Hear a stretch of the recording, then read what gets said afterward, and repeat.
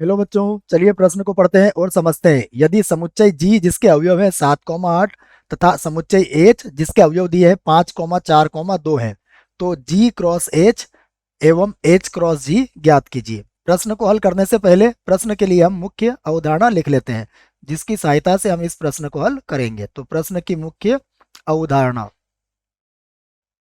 मुख्य अवधारणा में हम दो समुच्चयों का कार्तीय गुणन ज्ञात करना सीखेंगे कि दो समुच्चयों का कार्तीय गुणन किस प्रकार ज्ञात किया जाता है। तो उसी को हम यहाँ पर लिखेंगे। यदि हमें दो समुच्चय दिए जाते हैं ए और बी, और यदि हमें इनका कार्तीय गुणन प्राप्त करना है तो यह कुछ इस प्रकार परिभाषित होगा। X comma y such that यहाँ जो एक्स होगा वह किसका अवयव होगा, समुच्चय ए का, और जो वाई होगा वह अवयव होगा समुच्चय बी का। यह होता है दो समुच्चयों का कार्तीय गुणन।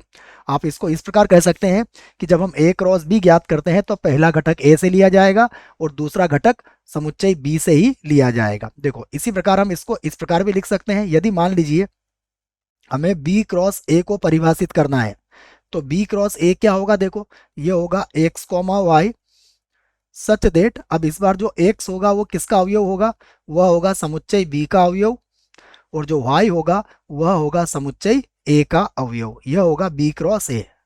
इसी आधार पर हम इस प्रश्न को हल करेंगे। चलिए प्रश्न में जो दिया है वह लिख लेते हैं। तो देखो प्रश्न में हमें क्या दिया है, हमें प्रश्न में दिया है सबसे पहले समुच्चय g का मान। समुच्चय g दिया है हमें 7, 8, और उसके बाद समुच्चय h का मान भी दिया है, यह है 5, उसके बाद 4 और कॉमा 2। तो चलिए सबसे पहले निकालते हैं जी क्रॉस एच। तो अब यहाँ पर हम जी क्रॉस एच का मान ज्ञात करेंगे। जी और क्रॉस एच, तो देखो जैसा आपको परिभाषा में समझाया, जी क्रॉस एच का मतलब प्रथम घटक जी से लिया जाएगा और उसका जो द्वितीय घटक होगा वो एच का अवयव होगा।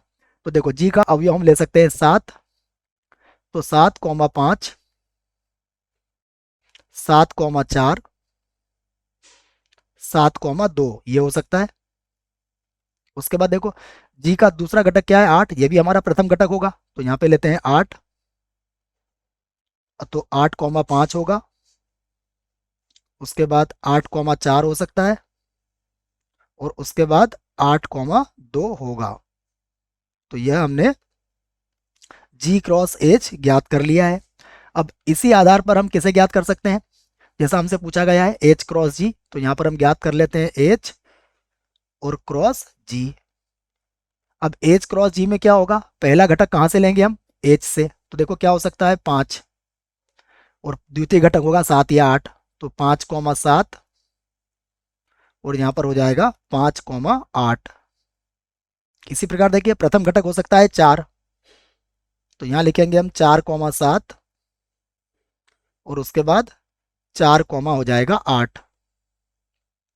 देखिए अब प्रथम घटक कितना ले लेते हैं हम, 2, तो ये होगा 2, 7, और उसके बाद हो जाएगा 2, जिसे हम लिखेंगे 8।